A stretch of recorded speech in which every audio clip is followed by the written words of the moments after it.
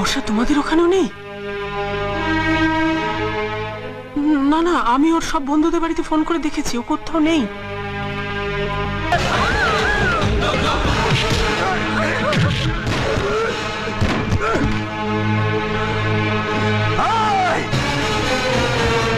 চৌধুরী পরিবারের ইজ্জতে হাত দিয়েছিস, আমার ছোট মেম সাহেবের গায়ে হাত দিয়েছিস, আমি তোকে ছাড়বো না।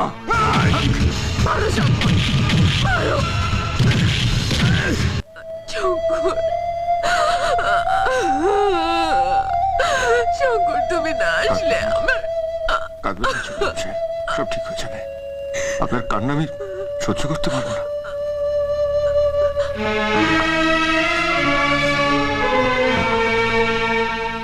ঘরে সবাই আপনার জন্য চিন্তা করছে, চলুন।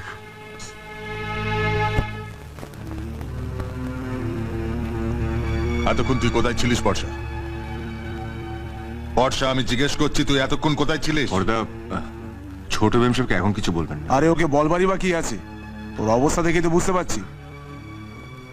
এত নোংরা পার্টিতে তুই কেন গেছিলিস? কেন গেছিলিস বল। না বড়দা, না, ছেড়ে দে। বাবু মশাই, না বাবু মশাই, আমি আপনাকে পরে সব বুঝিয়ে বলবো। বাবু মশাই, কিচ্ছু বলতে হবে না। তোর গামছার আড়ালেও ছেঁড়া কাপড় আমার সব প্রশ্নের উত্তর দিয়ে দিয়েছে। যা ভেতরে যা, যা।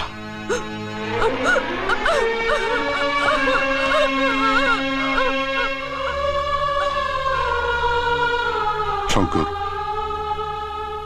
শঙ্কর, তোর এই ঋণ আমি কোনোদিন শোধ করতে পারবো না, কোনোদিন না। না বাবু মশাই, ঋণী তো আমি।